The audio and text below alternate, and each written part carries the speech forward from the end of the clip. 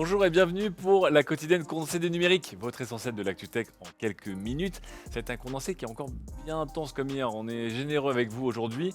La faute peut-être à un live qui a duré peut-être 2h20 ce matin, mais voilà. Je vous rappelle que le replay complet du live est en lien dans les commentaires en dessous et que vous pouvez aussi mettre des petits pouces bleus pour récompenser le travail et nous faire plaisir à nous aider. Voilà, allez on est parti et on va commencer directement avec des processeurs, des chipsets et des jeux d'instruction.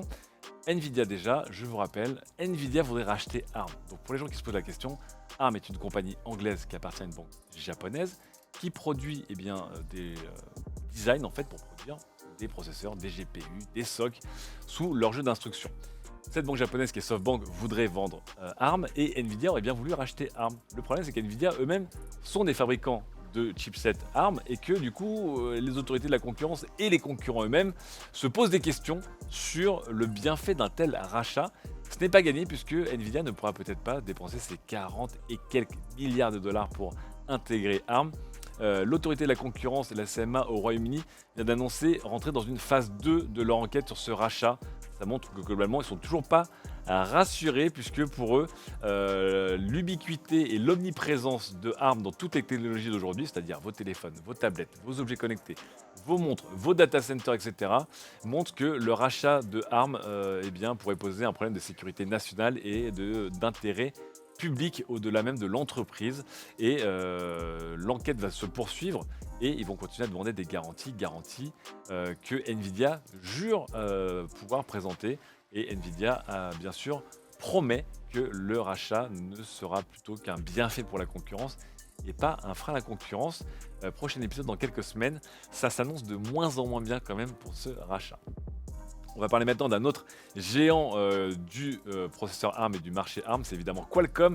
Qualcomm qui va faire donc ses annonces produits, je vous rappelle, dans la nuit du 30 novembre au 1er décembre, mais Qualcomm qui a déjà fait cette annonce stratégie hier au-delà de toutes leurs annonces sur la VR, l'AR, etc., ils ont annoncé aussi qu'ils allaient se lancer dans le marché du PC avec des processeurs qu'ils annoncent comme pour eux le nouveau benchmark en termes de performance pour 2023. Qui va faire ces processeurs d'ordinateurs pour Qualcomm? C'est Nuvia, une startup que Qualcomm a rachetée au début de l'année pour 1,6 milliard de dollars. C'est une entreprise qui n'avait même pas 2 ans, rendez-vous compte. Et c'est eux qui auront la tâche de venir concurrencer Apple avec non pas ses M1, M1 Pro et M1 Max, puisqu'en 2023 on parlera plutôt des M3.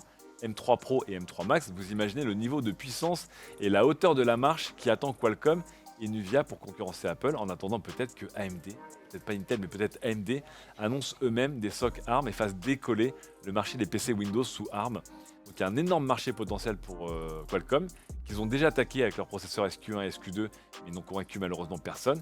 Et maintenant ils reviennent par la grande porte avec ce rachat de Nuvia. Qui est Nuvia? Vous allez voir, c'est intéressant, puisque vous avez ce rachat de Nuvia, mais Nuvia eux-mêmes, qui sont-ils? C'est une entreprise qui est constituée d'un ingénieur star de chez Google et de 3 ingénieurs stars de chez Apple qui justement ont conçu des processeurs Apple jusqu'en 2019 et qui ont du coup quitté leurs boîtes respectives pour monter leur propre boîte de conception de processeurs et de SoC, donc ça s'appelle Nuvia. Ils avaient déjà levé 53 milliards de dollars à leur lancement.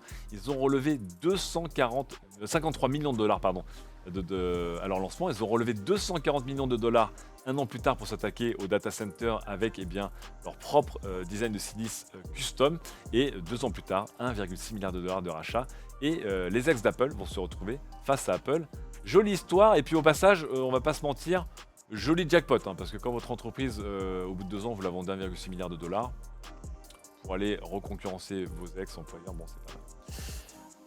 On verra, rendez-vous en 2023. Rendez-vous maintenant beaucoup plus rapidement à maintenant, puisque Google a sorti sur certains territoires une mise à jour surprise pour ses Pixel 6, et une mise à jour qui pourrait notamment améliorer ce fameux lecteur d'empreintes très capricieux. Je vous le rappelle, je remonte en gros plan, il marche des fois, voilà, et puis des fois, évidemment il va décider de marcher quand je le fais, voilà, et des fois, vous voyez, c'est...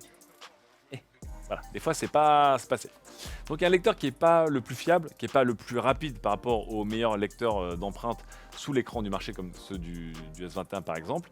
Et on a une update et j'essaierai de voir demain, dans le prochain épisode de cette quotidienne condensée, si on a pu télécharger cette mise à jour over the air et si ça a enfin amélioré un des rares défauts des Pixel 6 et Pixel 6 Pro. On reste dans les smartphones avec, regardez, un nouveau téléphone Xiaomi.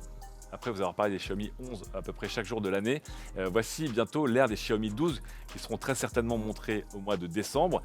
On aura peut-être plus tard le Xiaomi 12 Ultra, mais voici déjà un leak sur son design. Alors nos confrères de CNET nous rappellent que le Xiaomi 11 Ultra ressemble plutôt à ça, c'est-à-dire un énorme îlot photo qui ressort clairement du téléphone. Ici on aura un îlot photo tout aussi énorme, mais qui, bonne nouvelle, pourrait ressortir un petit peu moins. Le Xiaomi 12 Ultra sortira très certainement après le Xiaomi 12 Pro et le Xiaomi 12i et le Xiaomi 12 Lite, et le Xiaomi 12 NE 5G et le Xiaomi 12 Remake 2.8 Final Chapter HD Remix. On termine avec un téléphone japonais. Alors il ne sera pas aussi puissant que le Xiaomi 12, il ne sera pas aussi on va dire impressionnant d'un point de vue performance, que ce téléphone a plutôt on va dire le moteur d'un Pixel 5A, c'est-à-dire un Snapdragon 760 tout simplement, 6 Go de RAM, une petite batterie de 2500 mAh, mais regardez comme il est mignon. C'est la marque de grille-pain japonais Balmuda, oui c'est une marque de grille-pain, qui lance leur premier téléphone tout petit et tout arrondi. Vous voyez, donc il est déjà un petit peu arrondi, tout mignon sur le côté. C'est un écran de 4,9 pouces de diagonale, donc tout petit. Je vous rappelle que l'écran de l'iPhone mini est à 5,3 ou 5,4 pouces. Là, on a 4,8 pouces, donc c'est tout petit. Et il est arrondi de partout, ouais, parce que même sur le côté, il est beaucoup trop pitchoun. Alors, malheureusement, pour un téléphone avec une technologie d'il y a 1 an et demi, 2 ans, ce téléphone vaut 800 € à peu près, il vaut 104 000 yens actuellement, 105 000 yens, et il n'a pas d'autre chose à offrir que de dire je suis mignon. Mais bon, il y a bien un marché pour les corgis, qui sont des chiens qui ne servent pas à grand chose mais sont très mignons. Il y aura bien un marché pour ce téléphone qui ne sert pas à grand chose mais qui est vraiment très mignon. J'ai dit, c'est le corgi des téléphones. On enchaîne avec d'autres objets japonais très chers et très beaux. Alors celui-là n'est pas trop cher, parce qu'on n'a pas encore le prix, c'est l'Instax Mini Evo de chez Fujifilm. Un nouvel appareil photo avec une imprimante intégrée, avec un design, vous le voyez ici, très rétro, très arrondi et je trouve très réussi, qui vous permettra bien, de jouer sur ces molettes, pas pour changer la mise au point ou l'ouverture, mais plutôt pour changer les filtres et les traitements d'image, donc de quoi vous amuser en soirée, voilà, et être un petit peu créatif ou créative et partager vos photos avec tout le monde. J'aime beaucoup le design en tout cas de cet appareil photo. Je reste enfin dans les appareils japonais très design avec le troisième de ce tiercé, ce clavier qui peut-être ne va pas vous interpeller, mais qui va faire saliver les puristes et les fans des claviers cultes. C'est évidemment le Happy Hacking Keyboard, qui est un des rares claviers au monde à utiliser les fameux switches TOPR. Donc ce sont des switches hybrides entre le mécanique et le membrane. Vous voyez, c'est les 25 ans qu'on fête avec une petite touche 25 ans pour ce clavier minimaliste, mais qui est adoré par des personnes depuis des années qui ne jurent que par ce clavier. 350 $ pour cette édition anniversaire, c'est la mauvaise nouvelle.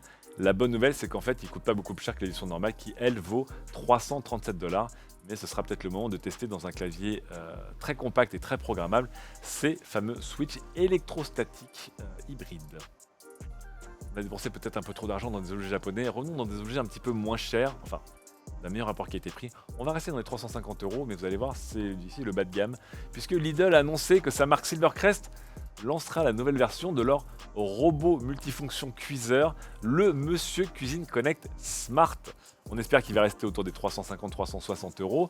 Il devrait être enfin disponible de manière plus massive dans les enseignes. Il n'y aura peut-être pas de bataille dans les Lidl comme pour les anciens exemplaires et pas de revente sur le bon coin à 600 €. On annonce un moteur beaucoup plus puissant, 2 fois plus puissant pour notamment pétrir la pâte. Et je vous rappelle que ce genre d'appareil est toujours plus populaire. Passons maintenant aux voitures avec juste un résultat financier, mais vous allez voir qu'il raconte aussi une histoire assez impressionnante. Voici la Lucid Air, c'est la première voiture de chez Lucid Motors, une entreprise qui a annoncé depuis des années venir concurrencer Tesla dans les berlines de luxe et les berlines premium. Cette voiture démarre à 77 400 $ hors taxes et hors aide de l'État si vous en avez une un jour. Elle s'annonce avec une autonomie gigantesque de 520 miles pour son modèle dédié. Et surtout, eh bien, Lucid Motors a enregistré ses premières précommandes de ce modèle qui est toujours pas en vente libre. Et sur son résultat du troisième trimestre, ils ont annoncé donc entre 13 et 17 000 précommandes de cette Lucid Air. Et ça a fait bondir évidemment la valorisation de la marque qui désormais pèse 90 milliards de dollars en valorisation, ce qui est gigantesque. Je vous rappelle que c'est autant que Rivian, autre licorne des voitures électriques, qui a une valorisation entre 80 et 100 milliards de dollars. Et surtout, ce qui est étrange, c'est que c'est plus que Ford. Ford pèse 69 milliards de dollars. Et ce qui est drôle, c'est que j'ai retrouvé cette vieille histoire d'il y a 4 ans. Et bien à l'époque où Lucid Motors a frôlé la faillite en 2007 et cherché de l'argent, Ford aurait pu être ceux qui auraient racheté ou renfloué Lucid Motors. Finalement, c'est un fonds d'investissement des Émirats Arabes Unis qui a mis plus d'1 milliard de dollars dans Lucid Motors et ils ont bien joué leur coup. Ford non plus n'a pas été le grand perdant de l'histoire parce que Ford, eux, ils ont investi chez Rivian. Donc quoi qu'il arrive, ils ont gagné. Mais c'est quand même drôle de se dire que cette entreprise qui était au bord de la faillite il y a 4 ans, qui aurait pu être rachetée par Ford, désormais pèse plus lourd que Ford. Je vous rappelle encore une fois que ce n'est que la valorisation boursière. C'est pas la valeur réelle de l'entreprise. Passons maintenant aux réseaux sociaux et aux différentes plateformes. On commence avec YouTube qui a annoncé la fin du dislike, le pouce en bas, que vous ne mettrez évidemment pas sur cette vidéo, parce que vous êtes gentil, s'il vous plaît. Plus sérieusement, vous verrez toujours les compteurs de likes positifs. Vous pourrez toujours voter de manière négative pour une vidéo, mais ça ne se verra plus. YouTube qui rejoint d'autres réseaux comme Instagram qui commence à cacher un peu les métriques et les scores qui commencent à prendre un peu trop d'importance dans le monde et dans la tête des gens. Et bien désormais, évidemment, on essaie d'être un peu plus positif du côté de YouTube et c'est plutôt une bonne chose. Du côté de Patreon maintenant, ce qui est intéressant, c'est que Patreon a décidé de lancer un lecteur vidéo pour concurrencer YouTube. Je vous rappelle que Patreon est la plus grosse plateforme de financement de créateurs et de créatrices, notamment indépendants, vous savez, des podcasteurs, des illustrateurs, des dessinatrices, des musiciennes, etc. passent par Patreon qui pèse très très lourd. Et bien Patreon s'est dit, si les gens vont payer sur Patreon et qu'en plus les créateurs et les créatrices communiquent sur Patreon, pourquoi pas ne pas publier en fait ce qu'ils font sur Patreon directement. Et donc après, les plateformes de médias qui intègrent des fonctionnalités de paiement, voici la plateforme de paiement qui intègre des fonctionnalités médias. Et je trouve ça pas déconnant de la part de Patreon. On enchaîne avec les plateformes et ce coup-ci on va passer à Instagram. Instagram qui par la voix de son boss Adam Mosseri annonce une nouvelle fonctionnalité qui s'appelle Take a Break. C'est une option que vous allez pouvoir mettre en place ou pas et qui va vous permettre de régler un certain temps au bout duquel Instagram vous proposera en fait de lever un peu le nez de votre écran et de faire une petite pause. TikTok avait déjà annoncé ce genre de fonctionnalité et c'est pas plus mal. Je vous rappelle que Instagram est en campagne de rédemption après les révélations qui ont eu lieu ces dernières semaines sur les Facebook Files et les Facebook Papers. On restera sur Instagram et est-ce que Instagram va être gentil avec Gérald Darmanin? Je ne sais pas. Mais notre ministre de l'Intérieur demande à Instagram de couper le compte des Dalton, des rappeurs / riders qui, selon Gérald Darmanin, ne sont pas cool et narguent les autorités. Et donc voilà, Gérald a des priorités dans la vie. Et je ne sais pas si Adam Mosseri demandera au Dalton de take a break, on verra. Petit suspense. On enchaîne avec ce coup-ci Messenger, donc un autre produit de chez Meta, aka Facebook. Et on a eu une stat assez étonnante, on s'est rendu compte que 50% du trafic mondial des notes vocales dans Messenger provenait du Cambodge. Donc je vous rappelle que les notes vocales, c'est ce qui est très utilisé par des personnes très jeunes ou très vieilles, j'ai envie de dire. Qui, au lieu de taper des messages dans leur téléphone, eh bien, s'amusent à dire « Oui, j'arrive ». Voilà. Au Cambodge, c'est un carton. 50% du volume de Messenger se fait là-bas. Pourquoi? Eh bien, parce que pour les Cambodgiens, l'intégration de la langue khmer écrite n'a jamais été bien suivie globalement par les plateformes comme par les constructeurs de claviers ou les constructeurs de smartphones et que leur alphabet, qui contient quand même énormément de lettres par rapport à l'alphabet que nous utilisons, 74 caractères contre 26 lettres de notre cher alphabet, eh bien vous imaginez déjà la taille du clavier et ensuite la difficulté de le prendre en charge correctement. Du coup, eh bien, les Cambodgiens, qui ont d'ailleurs une grande culture orale, ont décidé de se passer de ça et communiquent que par messages vocaux. Donc, c'était une petite trivia, mais c'était assez intéressant. On continue enfin avec Snapchat qui, de leur côté, se sont associés avec l'équivalent de nos collègues de chez Marmiton, qui s'appelle allrecipes.com, donc toutes les recettes.com, et qui vont utiliser la réalité augmentée pour vous permettre de scanner de la nourriture. Et lorsque vous aurez scanné la nourriture, Snap ira taper dans la base de données de allrecipes pour vous proposer des recettes. Alors j'espère que ce sera un peu plus complexe que 2 œufs, hein, pour vous dire bah, fais-toi des œufs au plat, voilà super, fais-toi cuire un œuf. Mais ça raconte aussi les balbutiements toujours de cette réalité augmentée et de ce métaverse qui arrive de plus en plus. Et un jour on ne pourra jurer que par ce type de choses, pour aller dans un supermarché, jeter des légumes et des fruits dans notre caddie et avoir évidemment la recette de la, je sais pas, de la salade romaine par exemple, pour nous. Je vous rappelle aussi qu'on avait une application sur iOS qui vous permettait de scanner vos pièces de Lego et vous proposer, notices générées comprises, et bien des montages de Lego. Ça fait envie par contre. Que 2 œufs. Voilà. On termine avec Twitter et Twitter qui lance son Twitter Premium. Ça a longtemps été une blague, non, ça s'appelle Twitter Blue, hein, on vous en avait pas depuis un petit bout de temps. Ça va coûter 2,99$ par mois et les fonctionnalités, on voit pas trop du rêve parce que autant la première, on est plutôt chaud puisque ça va vous permettre de lire des articles de presse sans publicité, très bien. Autant le reste, pour moi, c'était plutôt des fonctionnalités qui auraient dû arriver dans un Twitter normal, hein, c'est-à-dire customiser votre Twitter, très bien, avec des listes, etc. Vous permettre notamment eh bien, d'annuler un tweet, enfin, vous avez 60 secondes pour annuler un tweet. Tout cela aurait dû, pour moi, on va pas se mentir, faire partie de Twitter de base. Donc, on verra si Twitter Blue fonctionne, ça m'a pas trop convaincu. Twitter qui ne s'arrête pas là et qui vient de racheter Threader, qui était un média qui permettait de compiler et de mettre en valeur des fameux threads et topics Twitter. Comme d'habitude avec Twitter, on bricole beaucoup pour pousser les murs sur ce réseau social. Et puis des fois, Twitter intègre ça. À voir si la gestion des threads sur Twitter sera améliorée grâce à Threader ou qu'elle sera juste disponible pour les abonnés de Twitter Blue. On termine enfin avec les tweets qui disparaissent automatiquement. Ce sera une fonctionnalité qui va être déployée après avoir été annoncée par Twitter.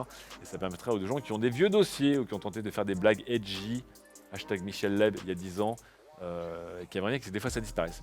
Bientôt vous aurez un système qui permettra de faire disparaître et d'archiver automatiquement vos tweets. On termine avec Twitter, on fait la transition puisque Twitter vient de lancer une team dédiée à la crypto. Je vous rappelle que Jack Dorsey, le cofondateur et CEO de Twitter, est un Bitcoin maximaliste comme on le dit. On voudrait bientôt intégrer des tips et de l'échange de crypto via Twitter et surtout on voudrait changer la structure pour passer en décentralisé. Donc il y a une team qui est dédiée à ça. Ça me permet de passer au segment crypto de cette quotidienne condensée. Vous allez voir beaucoup de fans et beaucoup de haters. Donc à vous de voir si vous êtes du côté des hodlers ou du côté des pas de crypto. On va commencer par les fans. Allez, déjà le Bitcoin a été mis à jour. Je vous rappelle que le Bitcoin est une blockchain et une crypto-monnaie qui se met à jour. La mise à jour Taproot va permettre de faciliter, de sécuriser encore plus les transactions et d'avoir plus de transparence. Aux États-Unis, du coup, la chaîne de cinéma AMC va accepter les paiements crypto. Je vous rappelle qu'AMC, c'est un peu comme GameStop, c'était une entreprise un peu mourante qui est revenue sur le devant de la scène grâce à des redditors et des investisseurs qui aiment bien troller les shorters. Au-delà de ça, nouveau coup de com' puisqu'ils vont bientôt accepter la crypto Bitcoin, Ethereum, Litecoin et bientôt le Dogecoin pour regarder des films. Voilà, sortez le popcorn comme dirait l'autre, il va y avoir des débats. Autre point, la crypto a beaucoup d'argent et essaie d'être toujours plus visible. L'échangeur crypto.com, qui est un des échangeurs populaires après avec Coinbase, Binance, FTX et autres, vient d'acheter littéralement un stade, puisque désormais le Staples Center, le légendaire stade de Los Angeles, s'appelle la Crypto.com Arena, un peu comme on a nous l'Alliance Arena ou l'Accor Hotel Arena. Ça ne s'arrête pas sur la crypto et sur, on va dire, son entrée dans la conscience du grand public. Autre point qui a fait bouger beaucoup les choses, Tim Cook, le PDG d'Apple, annonce qu'il possède dans son portfolio d'investissement de la crypto-monnaie, il ne veut pas dire lesquelles. Il annonce aussi qu'il trouve la technologie très intéressante et qu'il la suit depuis plusieurs années. Et il annonce aussi que Apple n'accepte pas pour le moment de paiement crypto de ses produits. Vous imaginez que le jour où Apple va accepter du Bitcoin ou de l'Ethereum, ça va être un sacré bordel. Autre point crypto et les bonnes nouvelles, Brave, je vous rappelle, le navigateur assez populaire ces derniers mois et qui est très orienté crypto-monnaie, va intégrer un wallet. Donc si vous connaissez ça, ce sont des portefeuilles virtuels ou des portefeuilles informatiques qui vous permettent de stocker au froid vos assets de crypto-monnaie, loin des échangeurs et loin peut-être des vols ou des hold-up. Donc Brave annonce son propre wallet qui concurrencera MetaMask et compagnie. En parlant de wallet, vous voyez ce petit screenshot qui a été partagé il y a quelques jours par le PDG de Discord. Voilà, Jason Citron, de son nom, a voulu teaser l'intégration de la NFT dans Discord, avec notamment du MetaMask, le logo d'Ethereum, etc., etc. Ils pensaient surfer sur la hype, là, tout ce que je vous donne comme news depuis tout à l'heure. Le truc, c'est qu'il y a une levée de bouclier anti-crypto gigantesque qui s'est fait en quelques jours, et Jason Citron a dû revenir complètement sur son teasing, qui s'est transformé en bad buzz, et évidemment de dire, bon, on a bien compris qu'il y avait plus important que d'intégrer de la NFT et des wallets de crypto dans Discord. On va s'atteler aux choses plus importantes, comme par exemple protéger nos utilisateurs du spam, du scam, de la fraude et autre chose. Vous inquiétez pas, ils reviendront par la fenêtre là-dessus parce que évidemment c'est trop rentable. On termine avec du coup les gens qui n'aiment pas la crypto, donc après les fans de Discord. La Chine qui va accentuer ses efforts contre le minage de crypto-monnaies. Je vous rappelle qu'ils ont déjà viré une grosse partie des mineurs de Bitcoin de leur territoire et ils vont aller encore plus loin. Ils veulent maîtriser un peu ce qui est déjà en crypto sur leur territoire, notamment promouvoir le yuan numérique. Et donc le vice-premier ministre Liu He a annoncé qu'il y aurait d'autres démarches contre le minage et les échanges de Bitcoin dans le pays. La Chine n'est pas la seule, et on terminera là-dessus sur la crypto, puisque des politiques suédois voudraient eux aussi rendre le minage de crypto illégal en Europe. Voilà, donc tout ce qui est proof of work, comme on le dit en langage crypto, eh bien certains disent que c'est une catastrophe écologique, et on va peut-être pas les contrer là-dessus. Il y a d'autres systèmes beaucoup plus écologiques et moins énergivores que le proof of work, mais eh bien certains voudraient rendre cela littéralement illégal en Europe, et encore une fois virer les fermes autre part. Je termine maintenant cette très condensée, mais très intense et très dense avec du gaming. Je vous rappelle que lundi, c'était les 20 ans de la Xbox. On a eu des annonces. La première va faire plaisir aux fans de Xbox, mais peut-être pas plaisir aux fans de PlayStation, puisque dans une interview au magazine GQ, dans son édition anglaise, eh bien Phil Spencer, le boss d'Xbox, entre autres, a bien confirmé que toutes les prochaines productions de Bethesda Software et Elder Scrolls 6 seront bien exclusives à la plateforme Xbox, c'est-à-dire les consoles, les PC et puis les gens qui ont notamment l'offre Game Pass. D'ici là, peut-être que la PlayStation aura intégré le Game Pass. Qui sait. Autre bonne nouvelle, on l'attendait depuis, je ne sais plus depuis combien de temps, hein, voilà, depuis peut-être Halo 3. La série télé Halo arrive enfin, produite par Paramount et sur la plateforme de VOD Paramount+, la série télé. Voilà, à vous les Spartans, à vous les casques verts, à vous les visières orange. On espère que ce sera de qualité. On espère tout simplement. Est-ce que ce sera de qualité autant que le mode multijoueur d'Halo qui est arrivé, hop, comme ça, par surprise, lundi soir. Le solo arrivera toujours le 8 décembre, mais le multi est déjà disponible en bêta. Je vois que beaucoup de gens s'éclatent dessus. Et bonne nouvelle, c'est que même si c'est une version bêta, tout ce que vous avez débloqué dans cette bêta sera conservé pour la sortie officielle. On termine du côté de chez Xbox avec Forza Horizon 5. On vous rappelle, on a beaucoup étudié la technique et Florian Gez a été plus loin puisqu'il a interviewé les développeurs de Turn 10 qui sont derrière Forza Horizon 5 pour expliquer un peu comment ils ont réussi à gérer tout cela. Alors, pardon, c'est pas Turn 10, c'est Playground Games, pardon, puisque c'est Playground Games. Turn 10 fait Forza Motorsport et Playground Games fait Forza Horizon. Comment on fait un jeu aussi beau sur des plateformes aussi diverses que le xCloud, la série S et la One S et la série X. Interview très intéressante et très technique de la part des petits gars de chez Playground Games. On passe à la PlayStation avec deux nouvelles très rapidement. La première, eh bien, c'est que vous avez toujours galère pour acheter une PlayStation 5. Selon Bloomberg, Sony va devoir revoir à la baisse son nombre de PlayStation qui vont être livrés d'ici la fin de l'année fiscale 2021, c'est-à-dire le 31 mars 2021. On passerait de 16 millions à 14,8 millions. Ils n'arrivent toujours pas à s'en sortir de cette fameuse pénurie. Autre nouvelle qui est ce coup-ci plus une bonne nouvelle côté PlayStation, puisque enfin, ça y est, via l'application Remote Play, eh bien, la DualSense et la DualShock 4, mais surtout la DualSense, donc la manette de la PlayStation 5, seront complètement compatibles sur les téléphones, notamment avec Android 12, ce qui n'était pas encore le cas. Donc si vous voulez jouer en cloud gaming ou en local avec votre manette préférée, c'est bien. On termine enfin sur une affaire pas jolie qui n'est pas près d'être terminée. Je vous rappelle que depuis plusieurs semaines, il y a eu des révélations sur les dysfonctionnalités au sein du studio Blizzard, avec des années de broculture et de culture toxique, voire de culture sexiste, voire de culture de violence sexuelle, ce qui a créé beaucoup de problèmes. Eh bien, le Wall Street Journal vient de sortir une grosse enquête sur Bobby Kotick, le fameux PDG de ABK. Donc je vous rappelle que ABK, c'est Activision Blizzard King, et des révélations extrêmement graves sur Bobby Kotick, qui entre autres, puisque si vous n'avez pas accès à l'article qui est derrière un paywall, eh bien Ben Fries, ce journaliste, vous fait un thread avec quelques révélations. Bobby Kotick aurait été au courant de mauvais comportements, voire de viols au sein d'Activision Blizzard et aurait caché cela notamment au bord des investisseurs. Bobby Kotick aurait été lui-même coupable de comportements extrêmement agressifs auprès d'employés ou de prestataires qui travaillaient pour lui, notamment une histoire dans un jet privé, donc je vous laisse lire tous les détails croustillants mais assez déprimants. On apprend aussi eh bien, qu'il aurait évidemment couvert diverses personnes. On apprend aussi que le fameux communiqué de presse qui avait valu à une des responsables de communication d'Activision le licenciement suite au scandale avait été rédigé par Bobby Kotick sans qu'il le dise avant que Bobby Kotick lui-même ne critique ce communiqué de presse. Voilà, en fait c'est lui qui l'avait écrit. C'est encore bien laid. Que vous dire d'autre? Eh bien que la co-directrice d'Activision de Blizzard, qui avait été nommée, a démissionné quelques mois plus tard, parce qu'elle s'est rendue compte bien qu'en fait, elle avait été utilisée en tant que caution, on va dire, mais qu'elle était moins bien payée que son confrère masculin, et qu'elle avait elle aussi subi une culture qu'elle trouvait assez déplorable en interne, donc elle était partie là il y a une dizaine de jours. Un ensemble de révélations, vraiment une tristesse absolue par rapport à Bobby Kotick, qui s'est empressé de réagir officiellement sur le blog d'Activision Blizzard en expliquant: tout cela est faux, j'ai toujours aimé le progressisme et je me bats pour que nos employés soient heureux et que, évidemment, ABK soit à la hauteur de vos espérances, blablabla. Donc vous pouvez aller lire ça si vous voulez lire son petit blog, voilà. Et également sur le site d'Activision Blizzard, eh bien, le board des directeurs de supervision d'Activision Blizzard qui évidemment fait front et soutient Bobby Kotick et évidemment est convaincu que Bobby Kotick est un gars très très bien et qu'il aidera évidemment Activision Blizzard et King à sortir de cette mauvaise passe. Ils lui font 100% confiance. Je vous rappelle aussi que Bobby Kotick est le PDG du jeu vidéo le mieux payé au monde avec des petits émoluments entre 140 et 160 millions de dollars par an.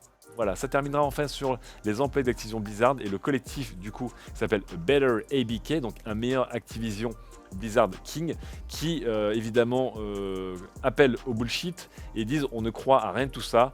Notre politique, c'est une politique de zéro tolérance, on l'avait annoncé dès la création de cette alliance. Nous n'arrêterons pas de protester tant que Bobby Kotick ne sera pas retiré de son poste de PDG de ABK. Et nous demandons toujours qu'il y ait un audit indépendant d'Activision Blizzard qui soit fait par une entreprise qui a été choisie par les employés et pas une entreprise qui a été choisie par le patronat, comme ça a été le cas, puisque c'est ce qu'on a découvert notamment il y a quelques semaines, et des employés d'Activision Blizzard qui vont en tout cas manifester dans quelques heures pour protester contre leur PDG et pour soutenir les révélations des journalistes du Wall Street Journal. C'est sur ces affaires, pas Jojo du gaming, mais on soutient évidemment les employés de ABK pour que tout le monde puisse bosser dans des conditions, on va dire, saines, ce qui est un minimum aujourd'hui en 2021. On se retrouve demain et j'essaierai de voir ce qui s'est passé lors de cette manifestation. Fin de journée pour un nouvel épisode, demain matin pour un live. Je vous fais des gros bisous. Merci pour les pouces bleus et merci pour les dons dislike. De toute façon, on les voit plus. Ciao.